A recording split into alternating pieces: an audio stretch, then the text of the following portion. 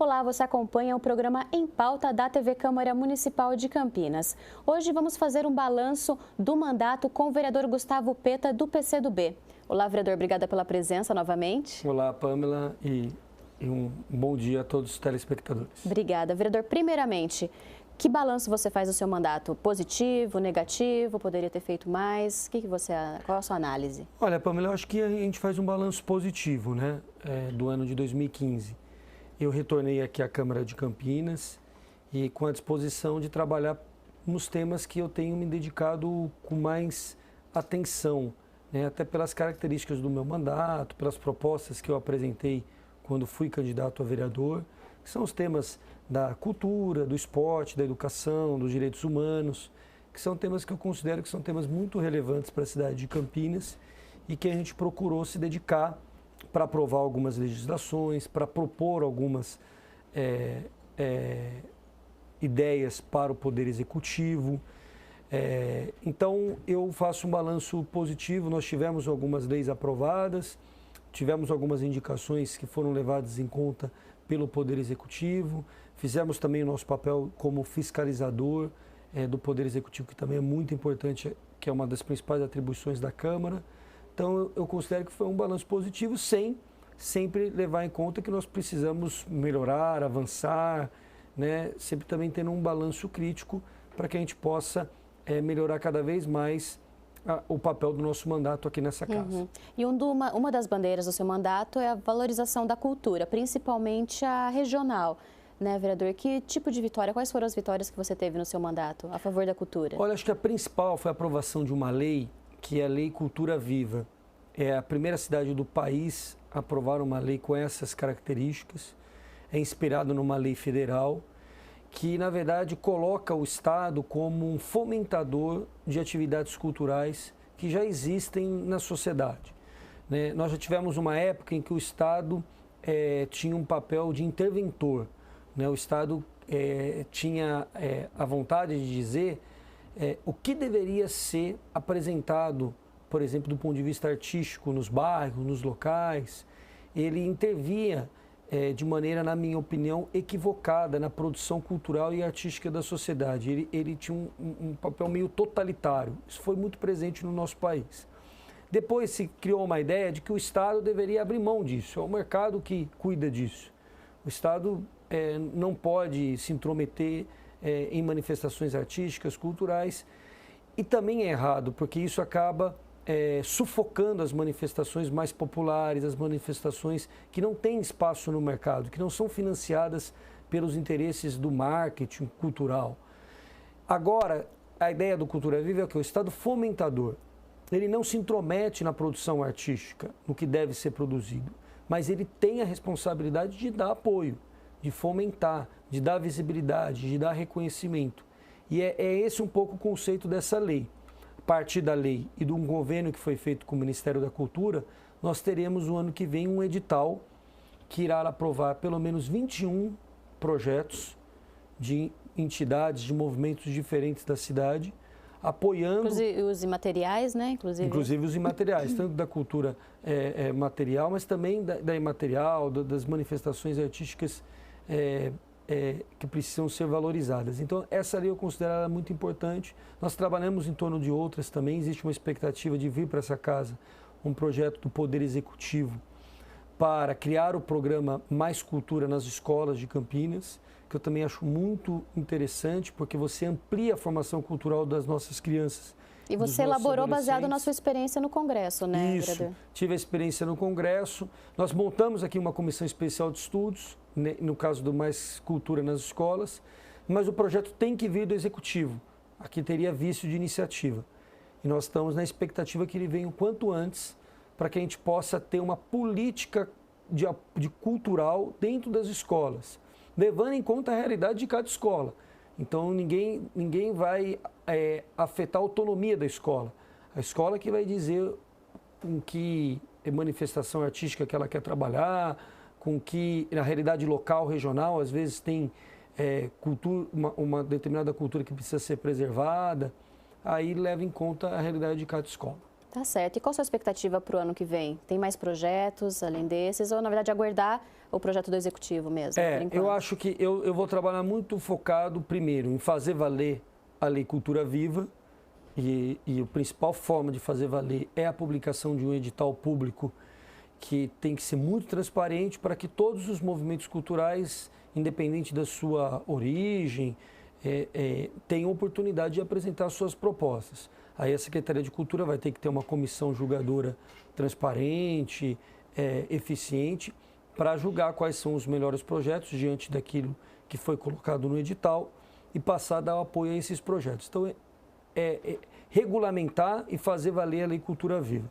E o outro foco é realmente aprovar a Lei Mais Cultura nas escolas aqui na Câmara Municipal. Tá certo. E por falar em escola, educação também é uma preocupação sua, né, vereador? Quais foram suas ações nessa Nós área? tivemos uma ação em torno da questão do Plano Municipal de Educação, foi aprovado nessa casa esse ano.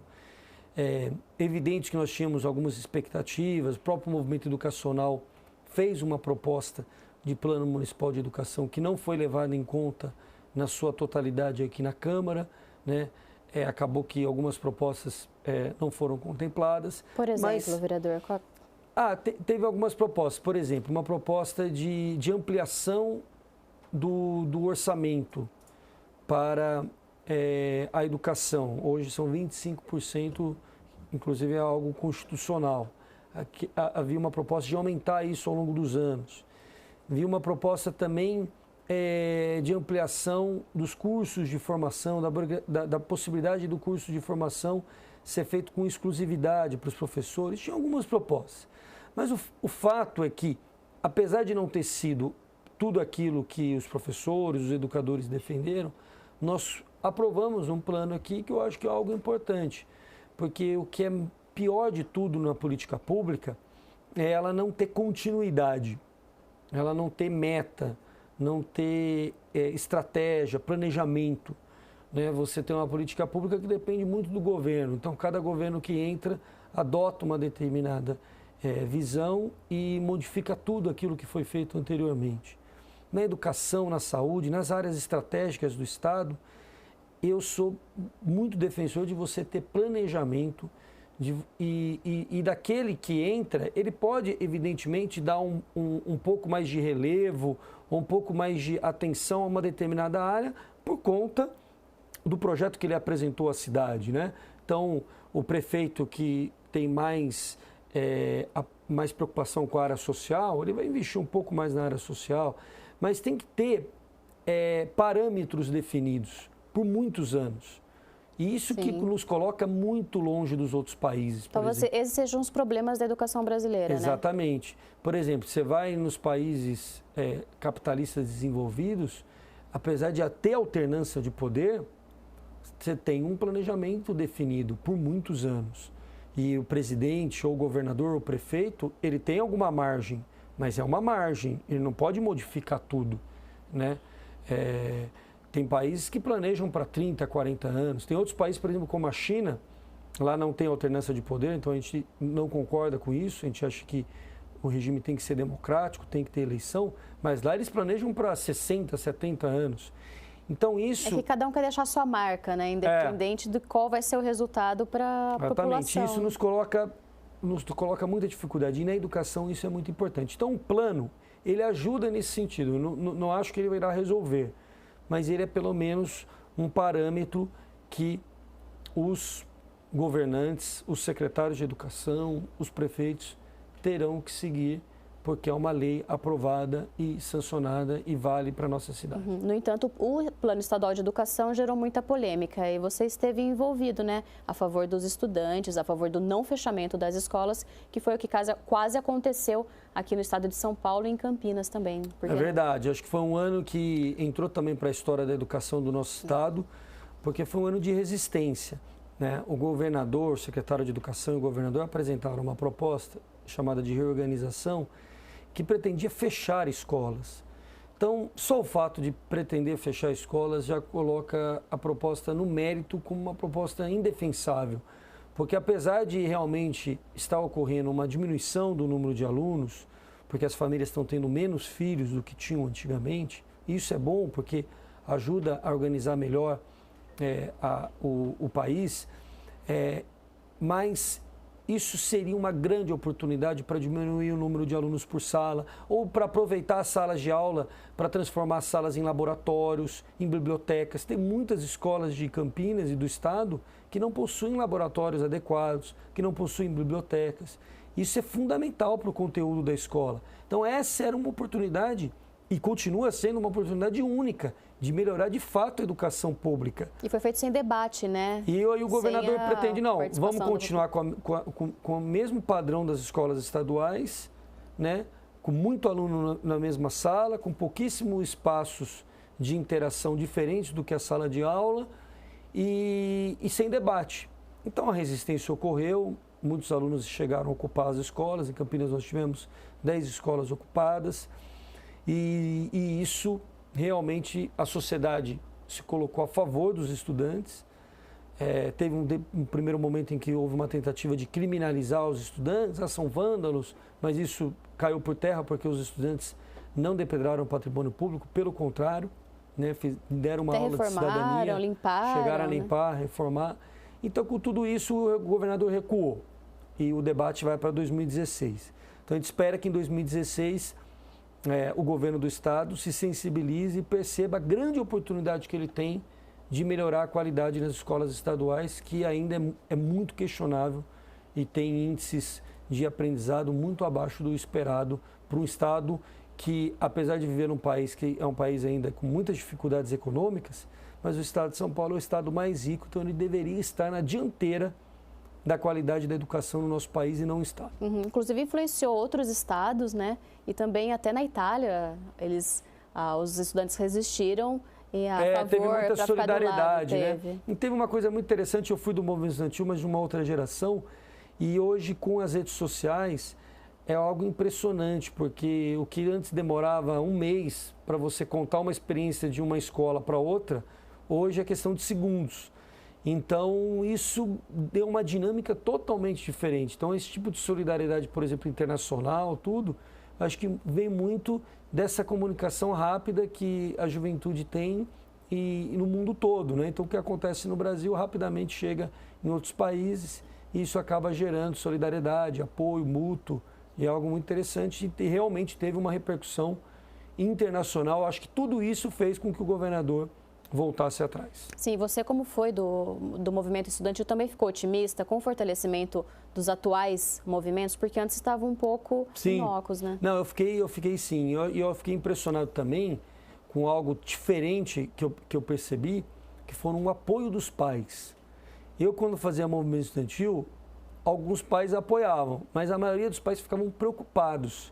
Alguns condenavam, mas a grande maioria era preocupação, do tipo, meu filho vai para passeata, vai acabar tendo algum confronto com polícia. Então, havia um cenário desse tipo. E lá, o que a gente percebeu, nessas escolas pelo menos, foi um apoio grande dos pais. Os pais indo à noite, levando comida, ajudando, contribuindo. E acho que isso vai ficar. E se for bem aproveitado, pode ser uma mudança grande nessas escolas. O envolvimento dos alunos, dos pais e dos professores. Né? Se esse sentimento de pertencimento, de que a escola realmente é deles e que eles devem defender, preservar e lutar pela escola, se isso ficar realmente, e eu acredito nisso, isso com certeza vai gerar uma transformação independente dos resultados dessa luta em torno da reorganização.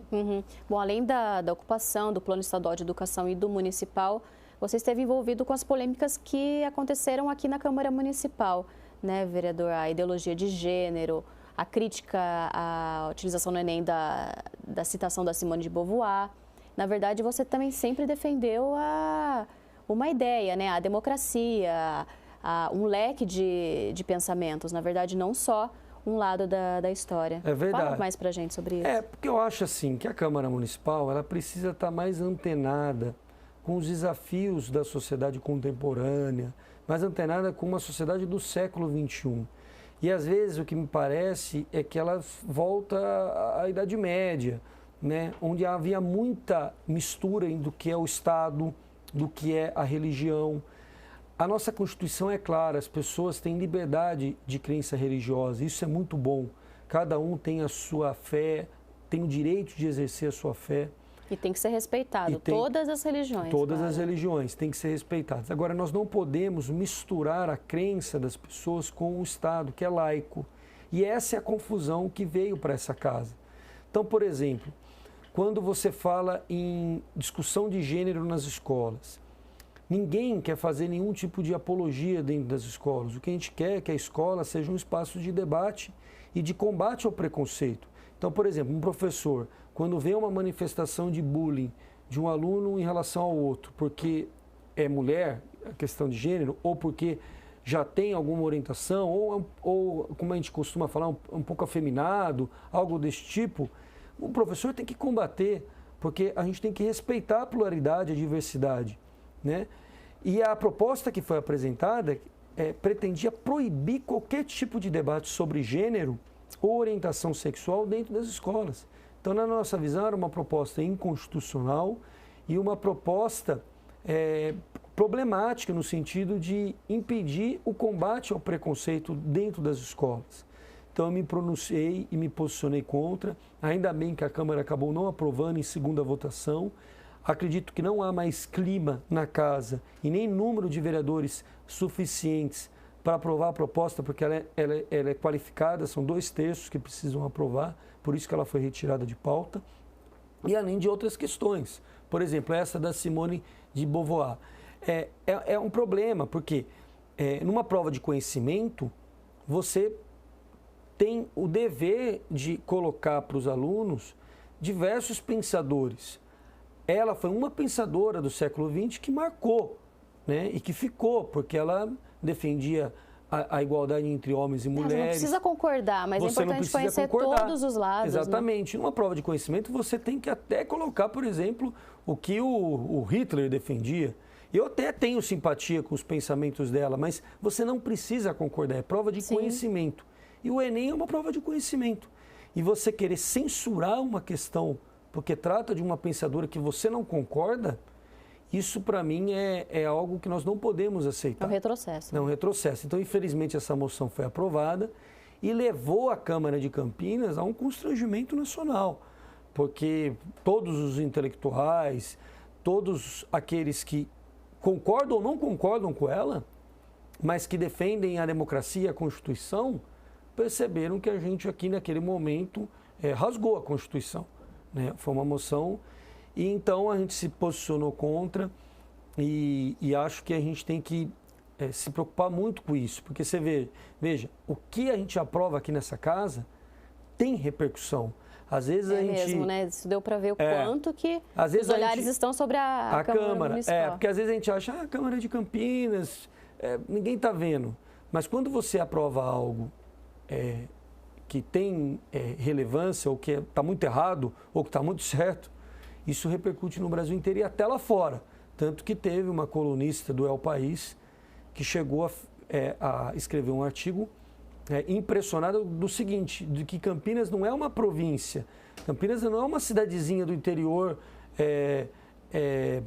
do norte do país, gente, ou do centro-oeste. É uma das 10 mais importantes do país, Campinas do Brasil. É uma das principais cidades economicamente, é a cidade da Unicamp, a cidade da PUC Campinas, é um dos principais polos da produção do conhecimento do país.